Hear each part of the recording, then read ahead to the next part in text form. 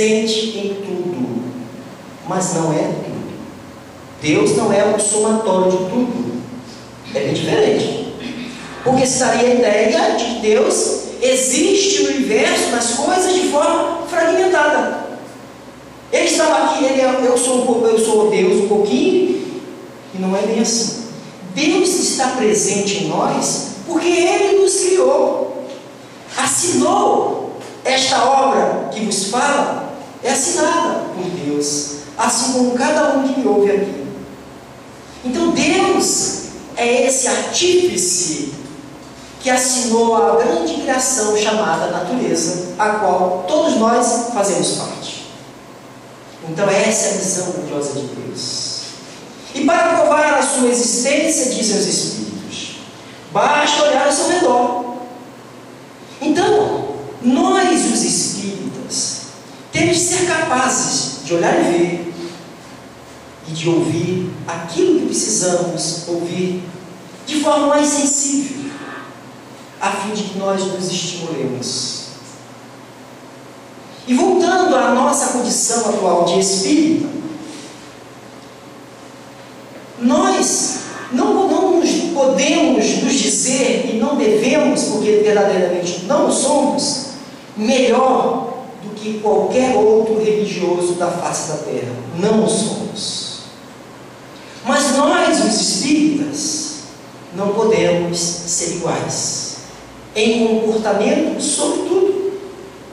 O espírita deve ser um esperançoso por excelência, porque ele tem acesso às informações, às interpretações de tudo que Jesus dissera, de uma forma tão simples, tão diluída, tão fácil de absorver. E isso que deve nos tornar diferentes. Então, no momento que eu vejo esse estado de coisas, de sofrimento, de guerras, de diferença social, nós, os espíritos, temos que ver além dessas aparências. Além das aparências. A dor, dizem os espíritos, ainda é necessária. Compreendo Jesus. Porque Jesus, ele falou da aflição, que a aflição não é necessária, mas ai daquele por quem venha essa aflição. Então, nós não podemos pensar que a Terra concluirá o seu curso e acabará. Porque Jesus não disse que a Terra acabaria.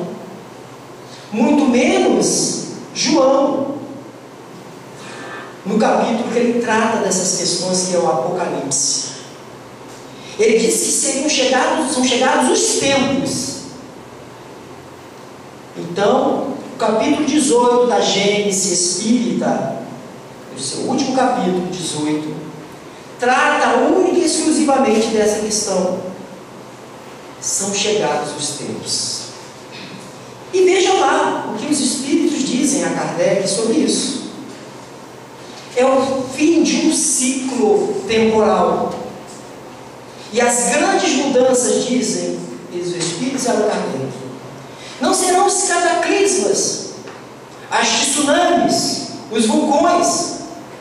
A grande transformação será moral. E como vai acontecer isso? A grande esperança nossa é esse ciclo reencarnatório. A reencarnação está acontecendo. Todos os dias nascem crianças. Neste exato momento, em algum lugar deste mundo de Deus, um espírito está se abrindo à vida dos encarnados. Talvez centenas, talvez até milhares desse mundo afora. Enquanto que outros estão partindo. Então esta renovação cíclica dos espíritos reencarnados na Terra é que nos dá a esperança e a certeza de que a cada momento esses que não estão se enquadrando no novo modelo proposto por Jesus para a Terra não mais reencarnarão aqui. E esses novos que chegam, dispostos a um procedimento, a um comportamento diferente de muitos de nós. Diz Manuel Filomeno de Miranda, no livro Transição Monetária, de que muitos deles, já de 2 décadas pelo menos, vêm reencarnando na Terra. E a gente olha e vê na internet vídeos que sistematicamente são postados de crianças de 3, 4, 5 anos, com um comportamento assim, diferenciado. Sabe, com uma oratória falando de coisas fantásticas. Isso não só prova a reencarnação, porque é saber aquela predisposição a essas questões elevadas da vida não foi constituída geneticamente, porque muitas das vezes os seus pais são completamente ignorantes, desconhecem aquilo. Como geneticamente poderiam passar um saber que os pais não têm? Então a prova disso é o Espírito que está trazendo a sua bagagem, que já foi constituída antes e que agora estão aí entre nós, mostrando então não só prova a reencarnação, como indica a modificação que está acontecendo. Esta seleção já está acontecendo há muito tempo. Então isso não só nos dá esperança, mas a certeza de que o mundo, dentro de poucas décadas, será outro. Afirma Emmanuel de que em torno de 40, 50 anos em diante, a regeneração estará muito bem encaminhada. Então, provavelmente, numa outra geração, os filhos dos nossos filhos. Pois se nós já estamos recebendo os espíritos dessa ordem, imagina o filho dos nossos filhos. Isso é a lógica. A razão nos indica que esse processo está acontecendo. Bom, mas algum poderia dizer: mas não cabe ao Espiritismo regenerar a Terra? Este é o ideal espírita? Sim. Mas também dizem os Espíritos que a religião do futuro não será o Espiritismo, mas será o futuro dessas religiões. Quando a ciência comprovará, já está comprovando em muitos aspectos, tudo aquilo que o Espiritismo vem mostrar para nós. Então, meus amigos, tem uma passagem aqui, eu falei isso, eu achei tão bom essa frase, que eu resolvi reproduzir aqui hoje, que eu fiz essa palestra na sexta-feira. O Valdir está subindo 2 vezes, né? A mesma coisa. É porque nós precisamos. Um mundo diferente não se constrói com pessoas indiferentes.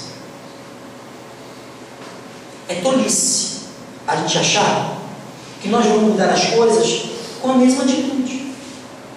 A mesma atitude já nos provou que não resolve muita coisa.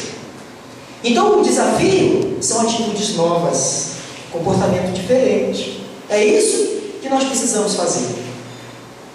E o grande estímulo que temos é a doutrina que nós professamos.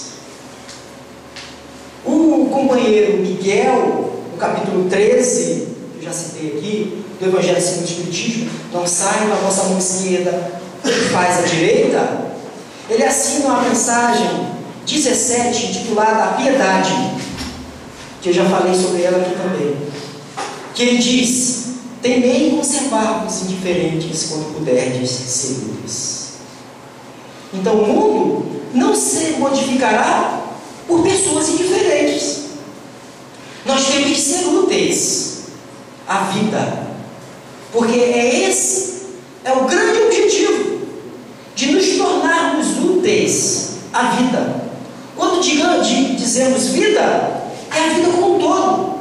As pessoas que se relacionam comigo, os animais, as plantas, o ar que eu respiro, tudo isso está sob a nossa responsabilidade. Então nós temos que ter ações que possam minimizar os impactos da minha presença no meio que vivo. Porque agora, quando a gente vai visitar uma reserva ecológica, por exemplo, que é um parque ecológico, que não pode... Tem um monte de plaquinha, tem um monte de pessoas que ficam circulando, observando. Então você tem que levar o seu saquinho, você não pode jogar nada lá, fazer fogo, jogar material, lixo, né, nesses parques. Por quê? Por que essa preocupação? Porque nós, aonde a gente passa, a gente vai devastando as coisas, consumindo até se exaurir aquilo.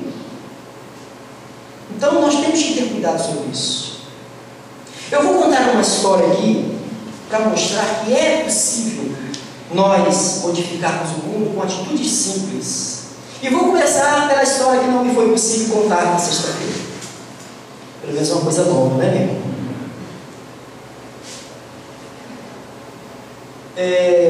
Foi qual que eu não contei lá? Foi essa aqui, eu acho, me parece. É do médico americano John Taylor. Eu já contei essa história aqui. Alguém lembra dessa história do John Taylor?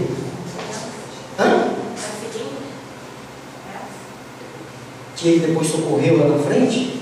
Que enguiçou com o seu carro? Foi essa que eu contei? Olha, se vocês já ouviram, tenham misericórdia, tá? Vamos lá. Isso é uma história real, autobiográfica, de um médico americano que estava em viagem, de férias com a sua esposa, numa daquelas autoestradas dos Estados Unidos, e em determinado ponto da estrada o seu carro guiçou. E ele, desesperado, porque em torno de si não havia absolutamente nada. É tipo uma Ribaí aqui nossa, né? Você pega uma reta aqui na Ribaí, que vai para Bahia, que é um negócio, eu nunca passei, mas dizem que é um negócio, você olha lá, a estrada termina lá no horizonte. Então não tem nada. E ele se viu nessa situação. Então, ele lembrou que há 15 quilômetros atrás ele já havia passado por uma cidade. E ele, então, ele colocou o seguinte: olha,